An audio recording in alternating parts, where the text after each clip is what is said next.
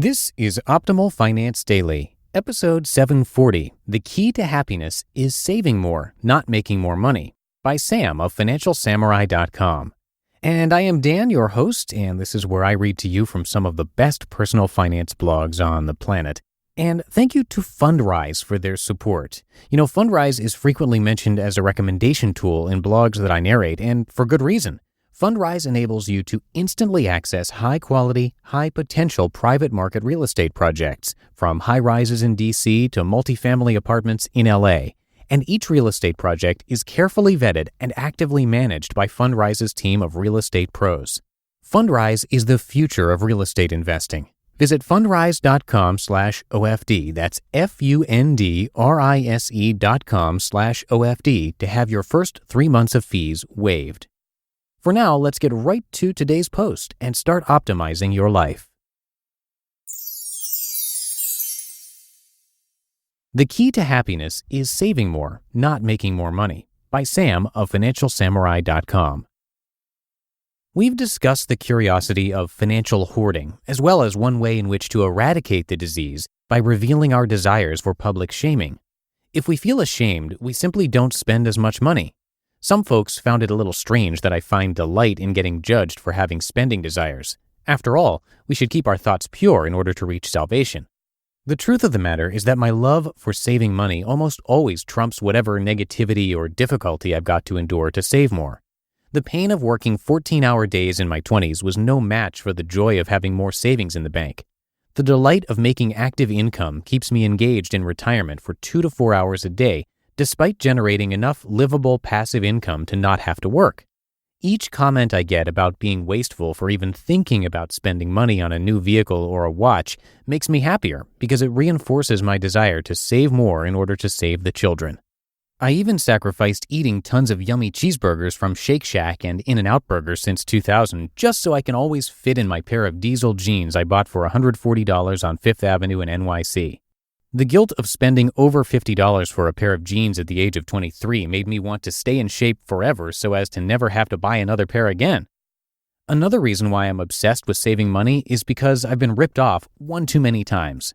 From the Mumbai taxi driver who takes the scenic route to my hotel, to the electronics salesman who strongly pushes a product despite knowing it'll be on sale the next week, to borrowers who promise to pay me back but never do, I've been so thoroughly traumatized by my money spending experiences that I figure if I never spend money, I'll never lose. Happiness is always the end game. The main focus on Financial Samurai is to achieve greater happiness through financial independence. We need to do more of what makes us happy and less of what makes us sad. Based on my experience of earning $3.65 an hour flipping burgers at McDonald's to making much more than the President of the United States during my time on Wall Street, I absolutely believe that $200,000 a year is the ideal income for maximum happiness. The one enigma I've been dealing with for the longest time is wondering what the heck is wrong with me for continuing to want to save so much. How much does someone really need after accounting for all the basic necessities for survival, especially if there's already a decent flow of passive income? I then stumbled across a survey by Ally Bank which really made a lot of sense. Their conclusion, based on surveying more than 1,000 people, is simple. The more you save, the more likely you are to be happy. But what's more interesting is that saving money affects happiness more than how much you earn. Take a look at the breakdown of the percentage of people who felt very happy based on savings amounts.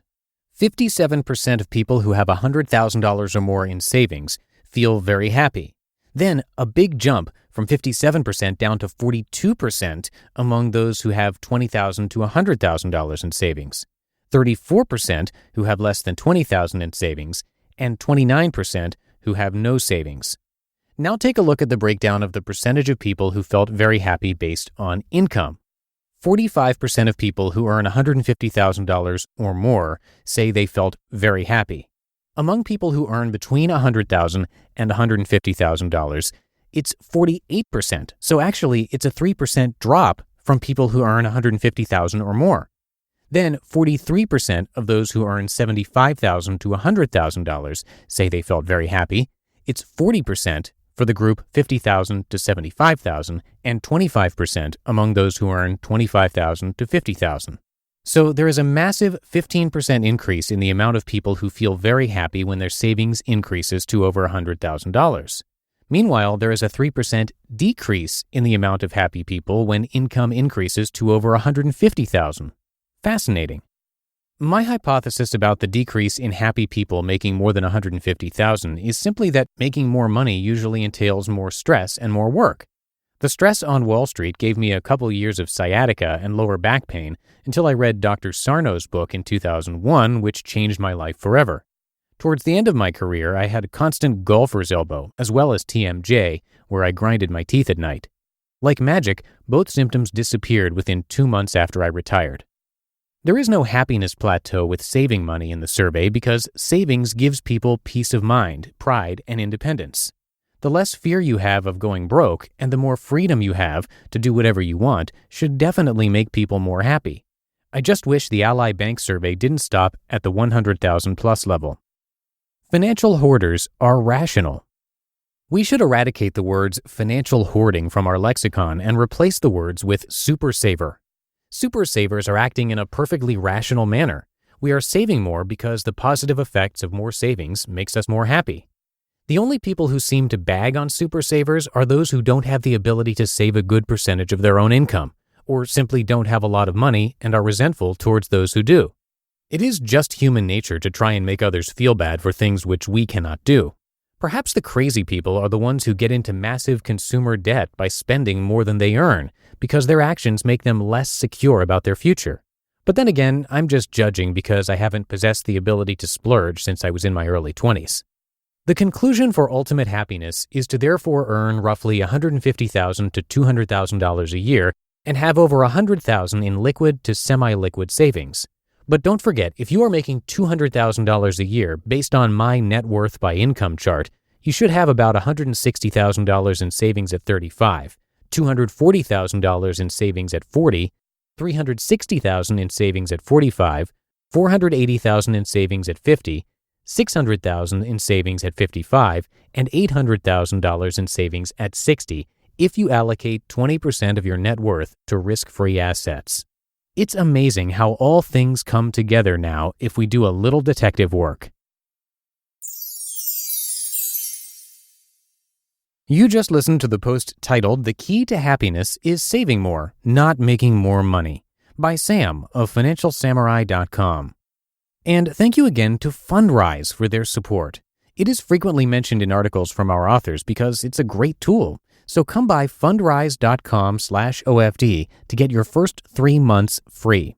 Private market real estate has historically provided excellent ongoing cash flow, even as it supports long-term growth. Private market assets like these are a strategy for diversifying beyond public market investments and even other kinds of real estate, like publicly traded REITs. And Fundrise is the future of real estate investing. The platform's innovations power an investor-first model by eliminating the bloated costs and middlemen that have traditionally weighed down real estate investing, saving investors time and money. Unparalleled transparency and real-time reporting let you see how the development of specific properties impact your overall portfolio. So check it out. Visit fundrise.com/OFD. That's fundrise.com/OFD to have your first 3 months of fees waived. And that's going to do it for today and for the week here on Optimal Finance Daily. Hope you enjoyed our posts and have yourself a great weekend. I will see you right back here on Monday, which is, of course, New Year's Eve, and that's where your optimal life awaits.